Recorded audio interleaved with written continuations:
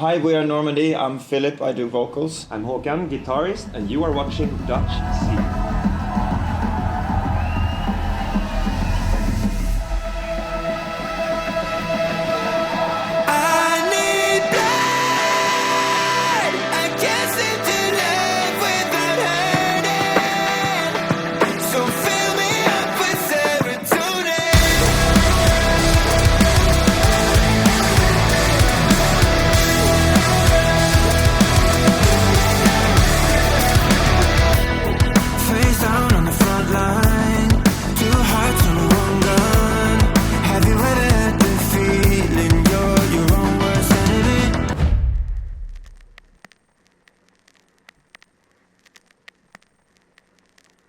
Huge question, but I'm gonna try and boil it down to the main focus of the concept. So the last album we released, called Dark and Beautiful Secrets, was a very personal album, and we are trying to not reproduce the same album over and over again. So we said, what can we do that would be like the complete opposite? So we tried something that was fully fictional, so not at all real for us, and like it was all made up stories. All the lyrics are just made up.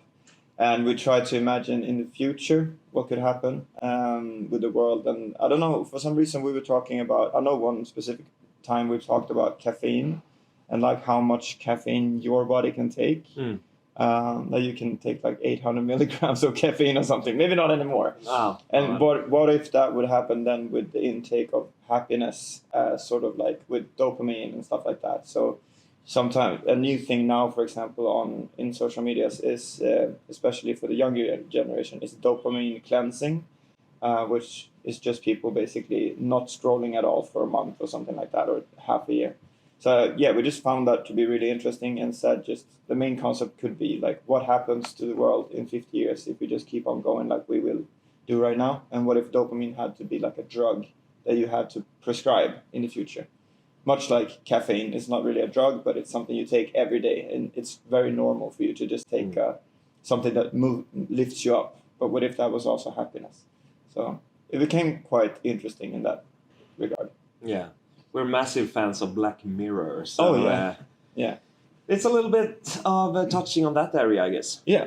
Black Mirror is a great example of that.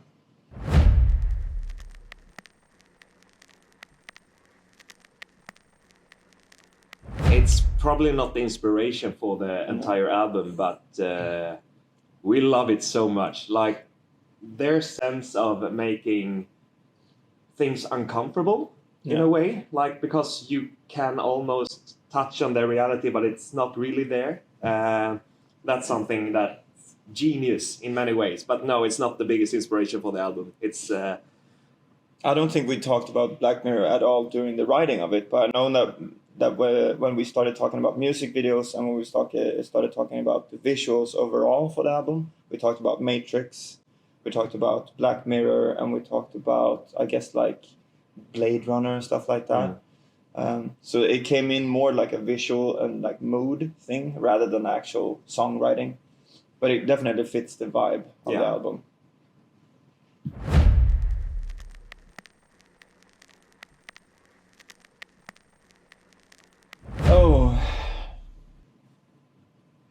I think I'm the most proud of Hourglass because it's such a different song to the formats that are accepted today. Like songs should be 2.5 minutes long, or in some cases even shorter, and they need to be very snappy and cool. And Hourglass was a song for us that we were allowed to make a 5-minute long song that has like, I think it's 1.5 minutes or something until the first chorus. And yeah, so it's a very unique song for us in that regard. So really happy about that. Yeah.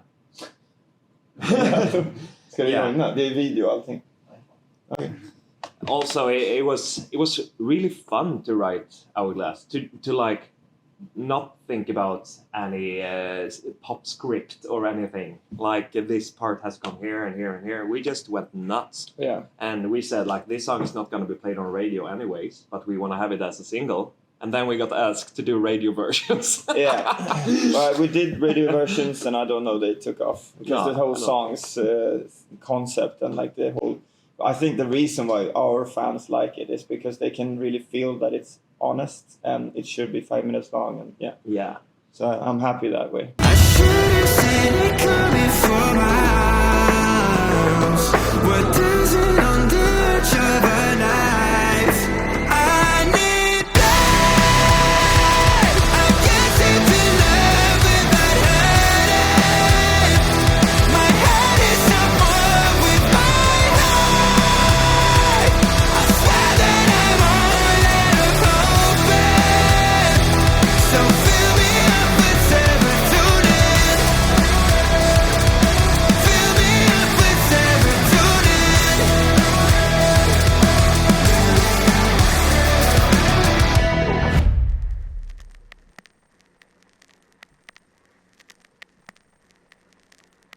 The biggest difference with the last two albums from the others, so this is not just Dopamine, it's that we have produced them ourselves, you and Anton. But other than that, I think the biggest difference overall is that we are trying to just do something new, image-wise, graphic-wise, sound-wise, on every record, but still keep the Normandie sound and Normandie style and stuff like that. But this time we went a little bit more cryptic on social medias and stuff with the teasing and building up to this Dopamine Clinic release, the first every month and stuff like that. Usually we are more of a humoristic band on social media and stuff. So that's probably the biggest difference image-wise. It's very true.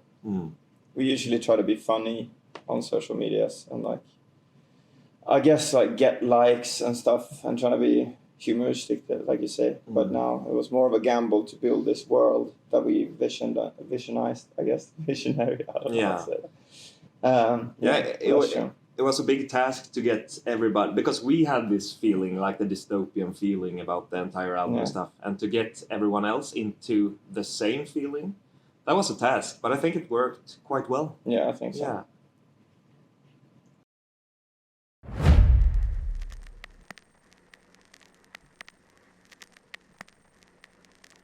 The easiest one would be, say, I guess, rock music. Yeah.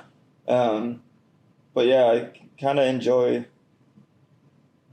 our fans not knowing now with the 6 singles that we had, or 7. Was it 7 singles? I think it was 7 singles. It was really fun to imagine what the fans' reaction would be to the next one. So after the first one, we then had Flowers for the Grave, and then after that we had Hourglass, which is a totally different song, and then after that we had Butterflies, which is even more different, or Ritual as well. So it's one of the more fun side of releasing songs as Normandie is that nobody will ever know what we're going to do next. And I think that's a huge advantage that we have towards other bands as well. Because, I mean, a lot of the times fans keep wanting the old songs in a set list. Whereas for us, I have the feeling that they want to hear the new stuff more than the old one. And that means that we are still interesting to our own core fans. And I don't take that, I take it very seriously. Yeah. Cool. So they don't ever get bored of us, I guess. Yeah, that's cool.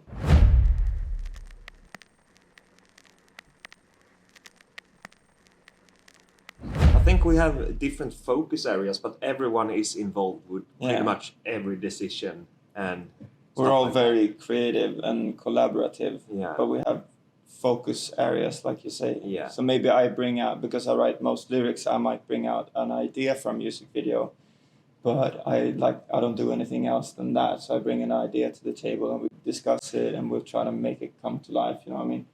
So it's all different ideas that we bring together, I guess. Yeah. You're a great visionary when it comes to visuals and like mood and stuff like that. And you seem to hit the nail on anything that I feel when I write the song, which is really, really good. That it connects really good. Yeah. Yeah. So it's working out great. We used to.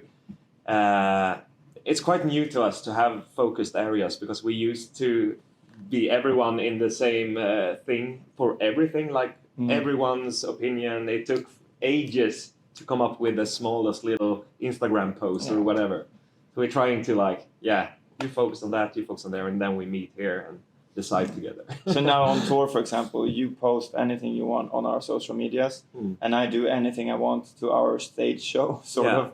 and like change lights or whatever. I talk to our lighting engineer. So I do like this show that we're doing currently, and you do all the socials for it. And we can interact on it and ask each other's opinions, but I will probably never actually go in and say like, oh, you shouldn't do that or shouldn't do this, because I trust you. So yeah, we've been doing this for 10 years now. So. Yeah, we have.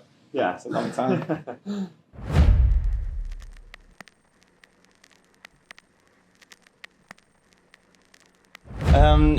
He is a fan of Normandie since the last album that we did. He came to a show that we did in Southampton, and just came up to us and said that he really liked Holy Water, for example. And then when we wrote the album, we had Hourglass, and we knew that we were gonna do, like, it was a heavy song, but it needed that breakdown sort of. And I don't know, it was a quite obvious choice for us to just pick him. It felt correct, it felt right. We knew that he would be really happy to do it, so we don't just, buy somebody to do it who's gonna do it half-heartedly. So he was a huge fan of the song as well, and he jumped on, and we're really thankful for it. He's a legend in the metalcore genre, which is where we came from as well. So that felt really, really good. Yeah.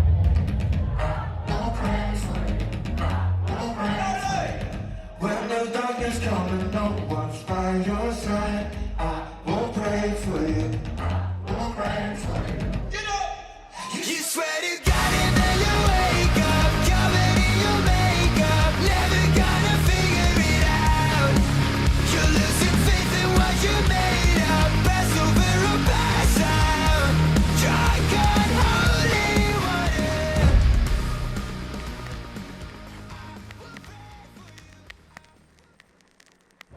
I mean, the last album was not for the fans. This album is not really for the fans either. I've been very cautious, like growing up in church with priests and preachers, that I don't want to become a preacher. I want everybody to make their own choices. Of course, we can bring stuff to the table and be like, maybe helping people to find themselves in a way, like, or even reminding them that they should make their own person and not just take in what everybody else is saying, like peer pressure and hive minds and stuff like that. But I'm really cautious of preaching to people. I'm not going to say that they should stop scrolling on their phones or anything, because I do it all the time.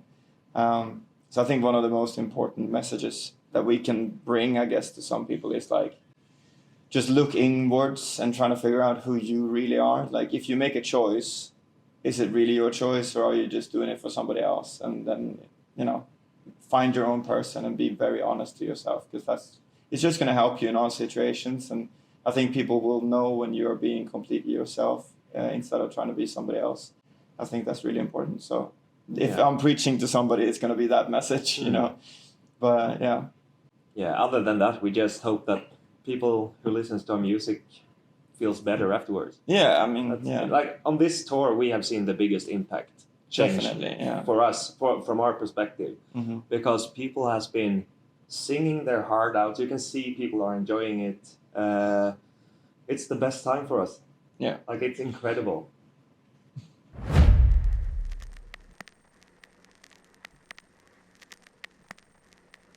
Inspired is maybe a wrong take on it. I think all religion has the same centerpiece, where it's like, I guess you have the deity, the God in some ways, and then you have the hierarchy of like priests or preachers, and then the people listening to that. And then it's such a big, like, I'm not saying that every religion has the wrong message or in any way trying to influence people to do the wrong things, but I just think that it's very easy for people in religion to stop listening to their own thoughts and what they're really thinking as persons, and they more become like, I guess, shepherds or sheep to the shepherd. So I think you can be both religious and also be your own person and do what you think is right with your life, because you only have like, up to 100 years here on earth. So you could be both, but I just think it's wrong to, I guess, waste your whole life just following that idea. You know what I mean? You could do both.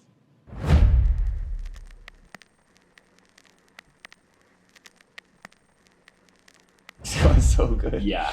It's incredible. Insane. We are playing venues that we could never imagine to headline, actually. We've been to a couple of them as support before, and yeah, it feels so good, actually. And the energy in the rooms has been incredible as well. Yeah. The opening in Paris was sold out. We did the Hourglass second verse in French. That was really special. And then Frankfurt just blew our minds. And then yesterday in Cologne, sold out 900. Turned out of the blue to be the biggest show we've ever done as a headliner. So that was a big surprise to us. And today's show looking really, really good. Like double the size of the last time we came here. So it feels incredible. It feels really, really good. Yeah.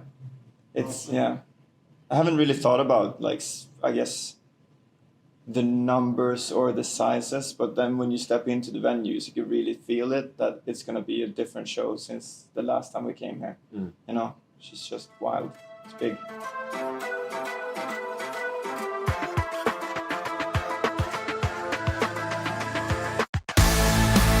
We've been to hell and back. We've seen the tunnel light. What if there's nothing left to break? We won't wait all our lives, wasting the here and now. So don't just leave the flowers fall. For tour. Oh, we didn't this time. Yeah, well, I prepared this time. Yeah. I was actually rehearsing for 2 weeks. Yeah. I've never done that before. I was a bit stressed this time, so I couldn't really get the tour feeling until I was on my way to the pre-prod. Yeah. That was the first time I felt like, oh shit, I get it, yeah. it's time. We haven't toured in so long, so we're not used to that feeling anymore. No. Yeah, this year is going to be mental. A lot of touring. We're doing a lot of shows this year. And now I feel very comfortable on stage with the new songs and all the set lists that we have. It's just a different joy, and we're doing something on this tour where the crowd can vote the songs, and online voting as well for Instagram. And it's just a lot more fun, I think. It's not a stiff show. I see a lot of rock bands today have the same show every night, and it's just, you know, rehearsed speeches between songs, and it's just the same thing every night. And I feel very fortunate to have the joy of loving every single show that we're doing so far. We'll see if that changes, but so far it feels really, really fun to walk up on stage every day.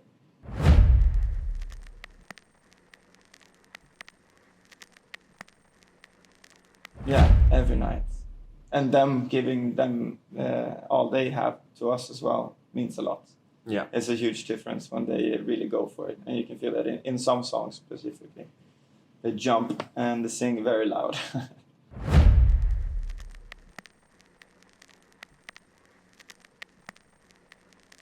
Yeah, every night.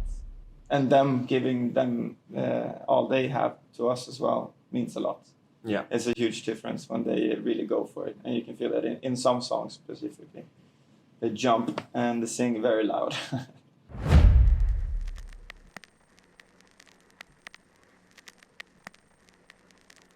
No, I think a couple cities more than others. I mean, Cologne has always been very, very good for us. Paris sold out the quickest, and I don't think we've ever sold out Paris. No. So a lot of surprises. Haarlem is one of them as well. Yeah. To be able to upgrade in the Netherlands was not really something that we saw coming. I think Germany has been stronger for us. But yeah, it was a pleasant surprise, I guess.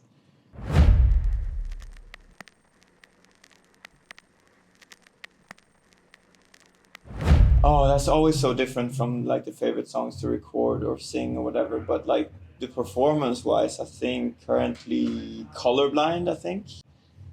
What do you think? Surprisingly, it's Flowers for the Grave for me. Yeah. It's just so energetic. I don't know. It's a jumpy, fun song to play. I play a lot in it as well. Right. Yeah. Flowers for the Grave.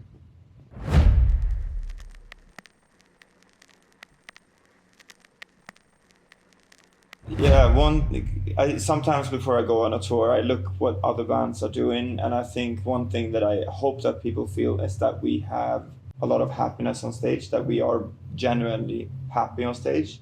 Because I mean, we're in a rock genre, and it's like everybody's very serious, and you see it on the bands playing that they're like, you know, macho faces or stone cold and they want to be a rocking band, you know what I mean?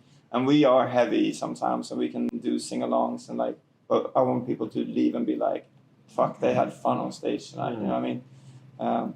And that they feel joy as well, I guess. And I think we're doing that so far. We're looking at each other.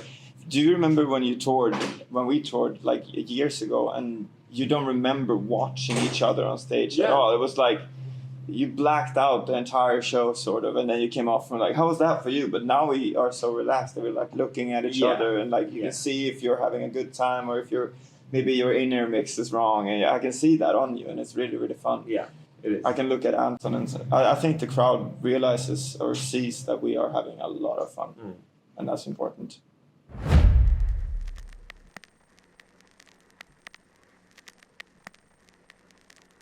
It's always so many. yeah, it's always hard to be away from home, be away from your family and stuff. But this tour is quite short, so it works better now. But but even if I was single, it would be like you get away from routines. Yeah, it's really hard to stay healthy. You drink more than you do at home. It's a lot of highs, which then, like with the dopamine concept in mind, also brings you to lows, where you can sit for 2 hours and scroll on your phone backstage because you know it's going to be a stressful night when the night kicks in, like when you're starting to do like sound check and everything else. So you're kind of just zoning out for 2 hours, but that can also be a bit like boring, I guess. Yeah. But you can't have fun every single day at all times. No, I guess. It's we are 18 people on the same bus as well, so you're not really that much alone, and that can be quite hard as well. So that's something you need to learn, I guess.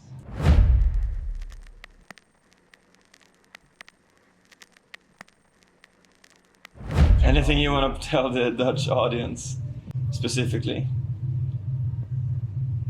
The Oranje, is that what they're calling it? I'm trying to come up with anything, but no. I mean, I've done a lot of songs with like Lucas and Steve and stuff here from the Netherlands, and I was singing on the football anthem they had on the World Cup, and I was like, yeah, it's all good times with the Netherlands for me especially.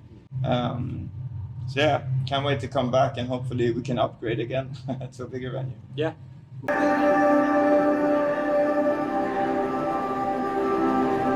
You got a way of saying that you're sorry.